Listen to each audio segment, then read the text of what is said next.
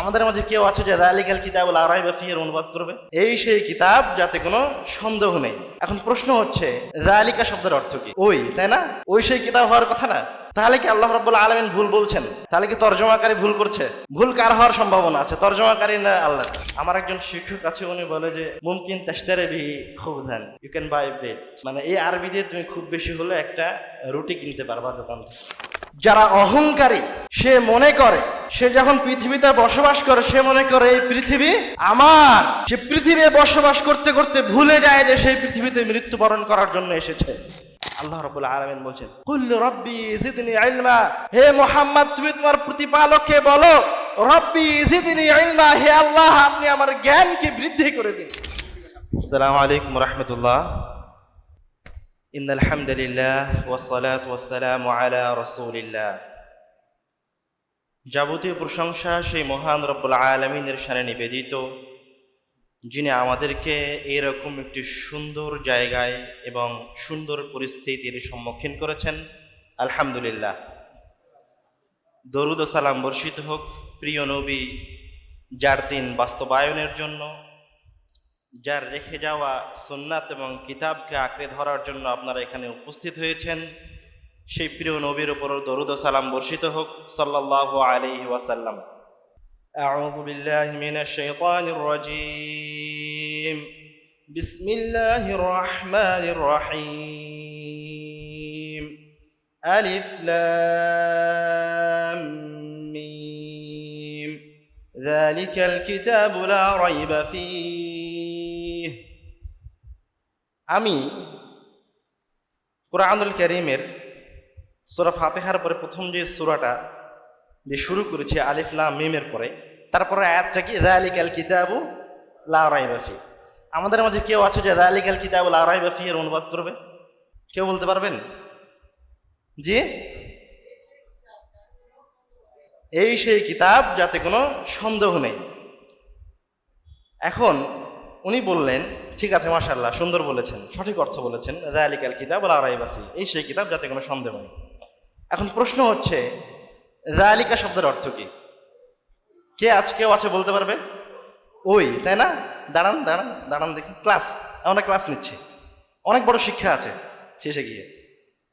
তো আপনি বললেন যালিকা মানে ওই, আর উনি কি বললেন অর্থ? এই সেই কিতাব যাতে কোনো সন্দেহ নেই। ঠিক কে? ওই সেই কিতাব হওয়ার কথা না? হ্যাঁ, কেউ কে আছে উত্তর দিবে?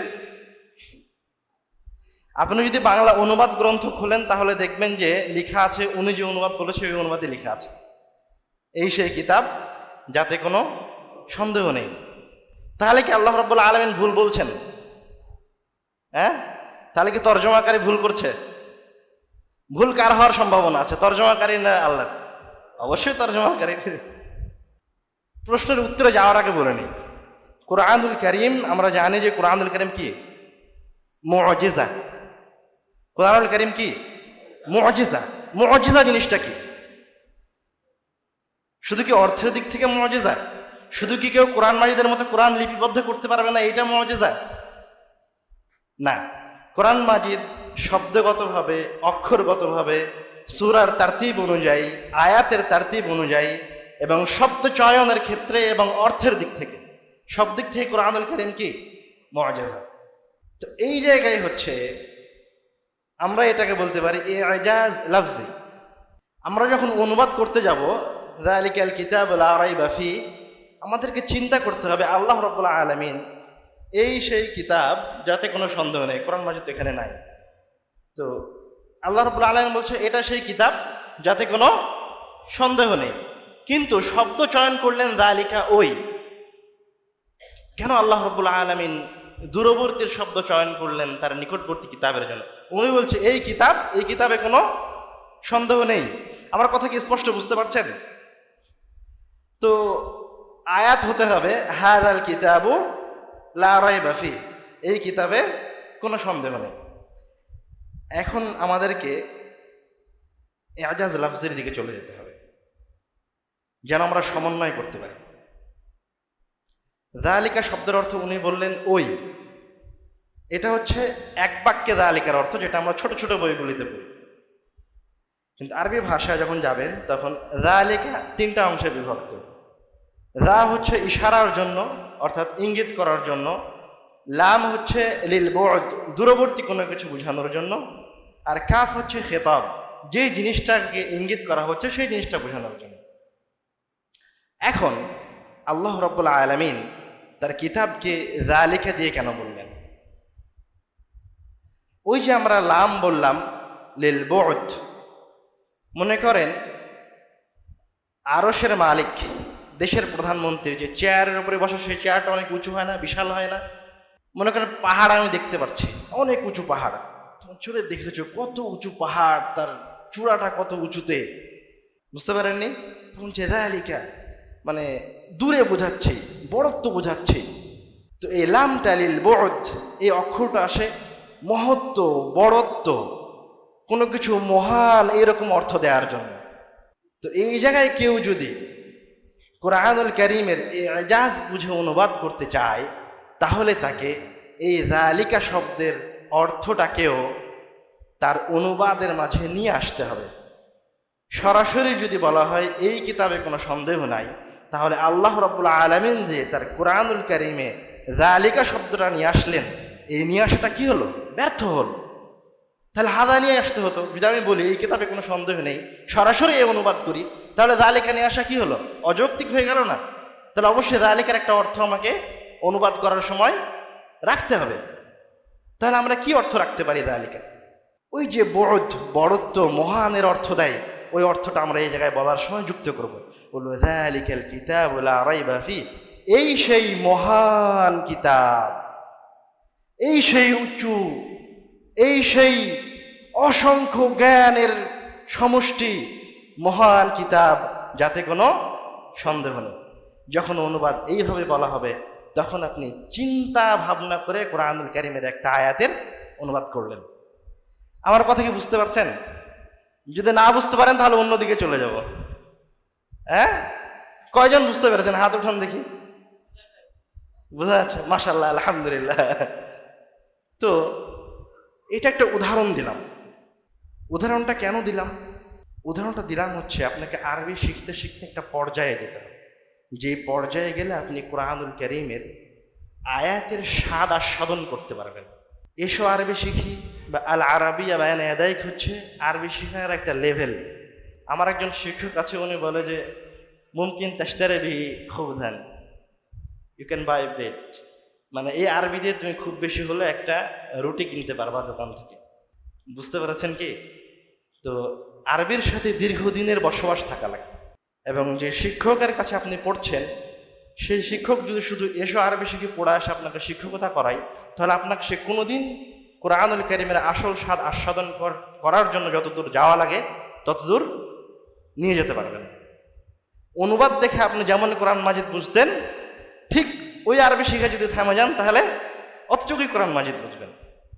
আরো একটা উদাহরণ দিব, সহজ একটা উদাহরণ দেয় কোরআনুল কারীমের একটা আয়াত থেকে। আল্লাহ রাব্বুল আলামিন যখন একজন মুমিন বান্দার চলাফেরার কথা বলছে জমিনে, তখন বলছে ওয়া ইবাদুর রহমানিল্লাযীনা ইয়ামশুনা আলাল আরদি হাওনা। আল্লাহ রাব্বুল আলামিনের বান্দা, মুমিন বান্দা যখন জমিনে চলে, ইয়ামশুনা আলাল আরদি হাওনা, কিভাবে চলে? হ্যাঁ, নম্রভাবে চলে। ওই যেমন বলছে কিভাবে চলে? নম্রভাবে চলে, নম্র ভদ্র সহজ সরলতার সাথে চলে। আপনি দেখবেন যারা কোরআনুল কারীমের অনুবাদ করেছে অধিকাংশ অনুবাদক এই অনুবাদই করেছে। আবার যখন কোনো অহংকারী ব্যক্তির চলাফেরার কথা আল্লাহ রাব্বুল আলামিন কোরআনুল কারীমে বলছেন, তখন বলছে ওয়ালা তামশি ফিল আরদি মারহা। অহংকারী ব্যক্তি কিভাবে কোরআন মাজিদে চলে? দাম্ভিকতার সাথে কোরআন চলাফেরা করার জন্য। এখন আমি এই জায়গায় যে জিনিসটা আপনাকে বুঝাতে চাচ্ছি সেটা হচ্ছে, মুমিনদের কথা যখন বললেন তখন শব্দটা দেখেন, আল্লাহ রাব্বুল আলামিন বলছে ইয়ামশুনা আলাল আরদি। আলা মানে কি? আলা মানে উপরে, আলাল আরদি। আর যখন অহংকারের কথা বলছে তখন বলছে ফিল আরদি। ফি মানে কি? জমিনের মাঝে। তো আপনাকে আয়াতের স্বাদ আস্বাদন করতে হবে। স্বাদ আস্বাদন করতে চাইলে আল্লাহ রাব্বুল আলামিন একই রকম বাক্যে কেন মুমিনের জন্য আলা ব্যবহার করলো আর অহংকারের জন্য ফি ব্যবহার করলেন। আমি এমনি সাধারণ মানুষের জন্য একটু স্পষ্ট করে দেই। যেমন আমি এখন ঘরের ভিতরে আছি, আমি কি বলবো? ফিল বাইতি, ঘরের মাঝে। আর যদি বলি আনা আলাল বাইতি, তাহলে আমি ঘরের উপরে আছি। ঠিক আছে? তো আল্লাহ রাব্বুল আলামিন বলছে, আল্লাহ রাব্বুল আলামিনের বান্দারা যেটা আল্লাহ রাব্বুল আলামিন বুঝাতে যাচ্ছেন, কোরআন মাজিদের আয়াতের রূহ, যে রূহের কারণে আরবরা আশ্চর্য হয়ে গেছিল। কেমন আশ্চর্য হয়েছিল? কুরাইশরা বলছে, কাফেররা বলছে, আরে মুহাম্মদ মাজনুন, পাগল হয়ে গেছে। আবার ওরাই বলছে মুহাম্মদ কি শায়ের, কবি। আবার ওরাই কি বলছে, মুহাম্মদ কাহিন, মুহাম্মদ কি পাদ্রী হয়ে গেছে, পাদ্রীদের কাছ থেকে শিখে আসছে। একই কওম মুহাম্মদ সাল্লাল্লাহু আলাইহি সাল্লামের মুজিজা আল কোরআন তেলাওয়াত শুনে, কোরআনের বাক্য, কোরআনের সূরা শুনে মুহাম্মদ সাল্লাল্লাহু আলাইহি সাল্লাম কি বলে লাঞ্ছিত করবে সেটাই কি হয়ে গেছে, উল্টাপাল্টা হয়ে গেছে। একই সাথে কি একজন ব্যক্তি শায়ের, কবি, পাগল, আবার আর কাহিন অর্থাৎ পাদ্রী হইতে পারে? একসাথে কি একজন ব্যক্তি পাগল হওয়া সম্ভব? পাগল, কবি আর পাদ্রী হওয়া সম্ভব? অসম্ভব। যে কোরআনের আলফাজের মুজিজা, এই ইজাজ লফজি, এই ইবারত এতটা সূক্ষ্ম, এবং আরবরা তো সূক্ষ্মতা বুঝতো, আমরা তো না হয় সূক্ষ্মতা বুঝি না। তারা বুঝতো, যে তারা মানে আশ্চর্য হয়ে গেছে। তো আমরা এখন এই আয়াতটা একটু লক্ষ্য করবো, যে আল্লাহ রাব্বুল আলামিন কেন মুমিনের জন্য বলল ইয়ামশুনা আলাল আরদি, আলাল আরদি কেন ব্যবহার করলো, আর অহংকারের জন্য, মুতাকাব্বিরের জন্য ফিল আরদি কেন বলল? আল্লাহ রাব্বুল আলামিন এই কারণে বললেন, যারা অহংকারী, সে মনে করে, সে যখন পৃথিবীতে বসবাস করে, সে মনে করে এই পৃথিবী আমার। সে পৃথিবী বসবাস করতে করতে ভুলে যায় যে সেই পৃথিবীতে মৃত্যুবরণ করার জন্য এসেছে। সে পৃথিবীতে বসবাস করতে করতে সে এটা মনে করে যে এই জায়গায় আমার বাড়ি লাগবে, এই জায়গায় আমার গাড়ি লাগবে, আমার এত এত টাকা লাগবে, আমাকে বিলিয়নার হতে হবে, মিলিয়নার হতে হবে। ফিল আরদি চিন্তা করতে করতে ও দুনিয়ার ভিতরে ঢুকে যায়, ও ভুলেই যায় যে ও একদিন মারা যাবে। আর যখন আল্লাহ রাব্বুল আলামিন মুমিনের কথা বলছে ইয়ামশুনা আলাল আরদি, ওই সে জমিনের উপরে এমন ভাবে চলে যে তার পাখি মাটিতেই থাকে না। হাওনা আলাল আরদি হাওনা, কোন রকম খালি এইটা হলেই তো আমার কাজ চলতেছে, বিলিয়নের আমার দরকার নাই, আমি কি হবে, একটু পরে মারা যাব। সে জমিনের ভিতরে ঢোকে না, জমিনের মোহ তাকে কি করে না, আকৃষ্ট করে না। সে কখনো এটা মনে করে না আমাকে বিলিয়নার হতেই হবে। এই অর্থে আল্লাহ রাব্বুল আলামিন কোরআনুল কারীমের এই আয়াত দিয়ে বোঝাতে চাইছে। এখন আপনাদের সরাসরি শুধু অনুবাদ পড়েন, যে কখনো এই জায়গাতে পৌঁছাতে পারবেন না। এই জায়গাতে পৌঁছানোর জন্য দীর্ঘদিন আরবি সাহিত্যের সাথে বসবাস করতে হবে। আমি কি বুঝাতে পেরেছি? সবাই বুঝতে পেরেছেন? আলহামদুলিল্লাহ। তো এই যে একটা হাদিস বলি, عن أنس رضي الله تعالى عنه قال قال رسول الله صلى الله عليه وسلم إنا لله أهلين من الناس قيل من هم يا رسول الله। আনাস রাদিয়াল্লাহু তাআলা আনহু থেকে বর্ণিত, তিনি বলেন রাসূল সাল্লাল্লাহু আলাইহি ওয়াসাল্লাম বলছেন, ইন্না লিল্লাহি আহলিনা মিনান নাস, ওই মহান রব্বুল আলামিনের এই জমিনে, এই পৃথিবীতে মহান সত্তা আল্লাহ রব্বুল আলামিনের একটা পরিবার আছে। আপনার পরিবার আছে না? পরিবার আছে, আপনার বাবা আছে, ভাই আছে, বোন আছে, মেয়ে আছে, তাদেরকে আপনি কি দেখাশোনা করেন, তাদের দায়িত্ব আপনার উপরে, আপনি এই পরিবারের কি অভিভাবক। তো হাদিসে রাসূল সাল্লাল্লাহু আলাইহি ওয়াসাল্লাম বলছে, ইন্না লিল্লাহি আহলিনা মিনান নাস, ওই মহান রব্বুল আলামিনের একটা পরিবার এই জমিনে বসবাস করে। সাহাবীরা আশ্চর্য হয়ে জিজ্ঞাসা করলো, কিলা মান হুম ইয়া রাসূলুল্লাহ, তারা কারা যারা মহান রব্বুল আলামিনের পরিবার, যাদেরকে মহান রব্বুল আলামিন দেখাশোনা করে?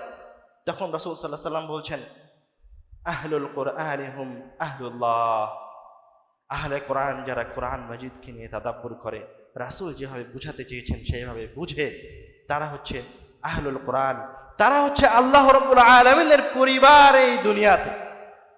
যারা কোরআন মাজিদকে নিয়ে, যারা কোরআন মাজিদকে অন্তরে লালন করে, তারা হচ্ছে আহলুল্লাহ, এই জমিনে আল্লাহর পরিবার। শুধু তাই নয়, রাসূল সাল্লাল্লাহু আলাইহি ওয়াসাল্লাম তারপরে বলছেন ওয়া খাসাতুহু, এবং তারা হচ্ছে আল্লাহ রাব্বুল আলামিনের কাছে ভিআইপি পার্সন, বিশেষ বিশেষ ব্যক্তি। এর নাম হচ্ছে কোরআনুল কারীমকে অন্তরে লালন করা। অন্তরে লালন করে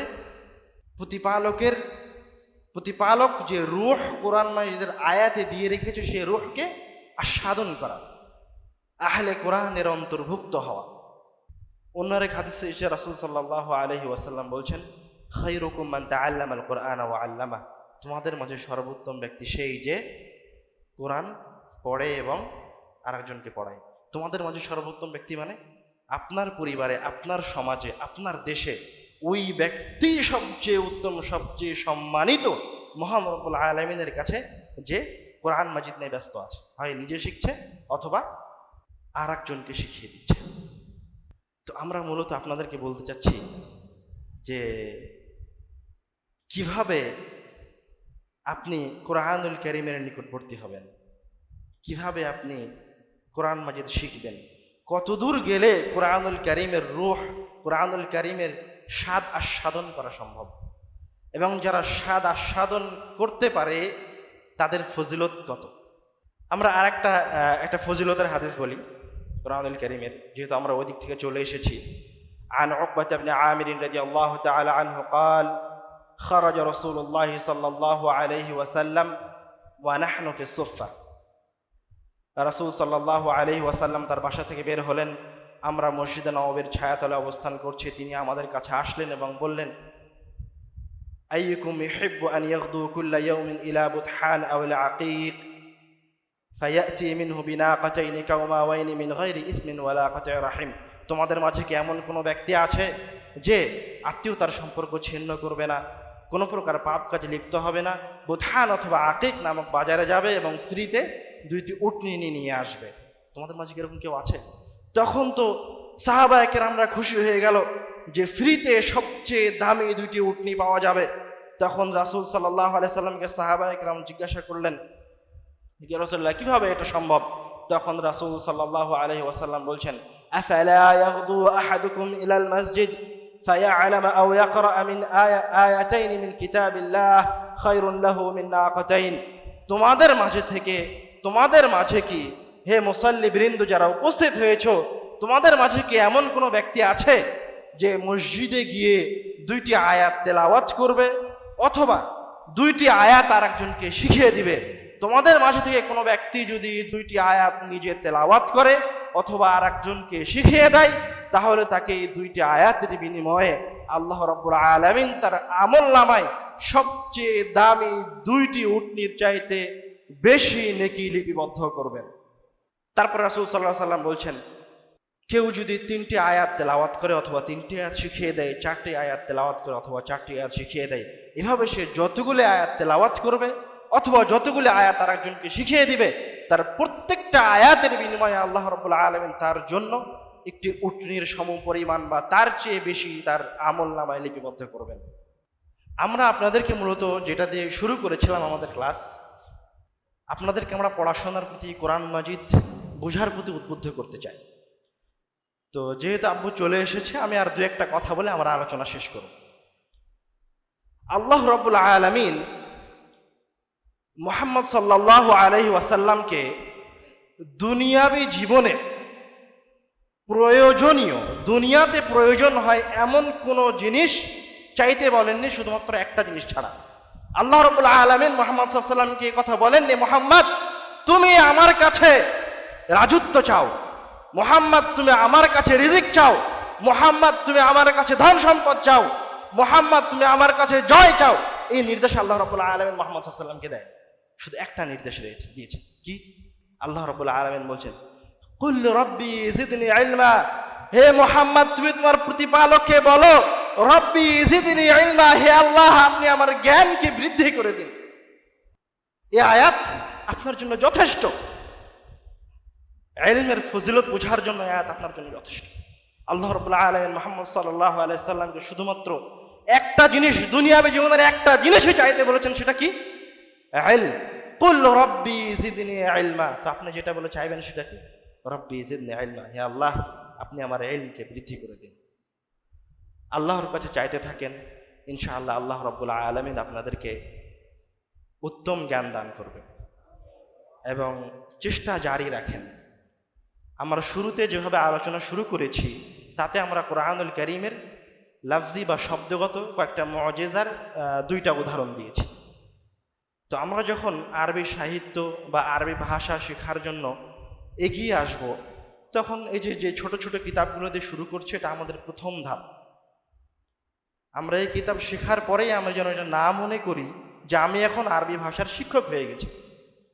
না, আপনাকে তার পরের স্তরে যেতে হবে, তার চাইতে ভালো শিক্ষকের কাছে যেতে হবে, যেন আপনি কোরআনুল কারীমের আসল রূহ, আসল স্বাদ আস্বাদন করতে পারেন। তো আমি আমার কথা এখানে শেষ করছি। আল্লাহ রাব্বুল আলামিন আমাদেরকে উত্তম জ্ঞান দান করুন এবং জ্ঞান অনুযায়ী আমল করার তৌফিক দান করুন। আল্লাহুম্মা আমিন।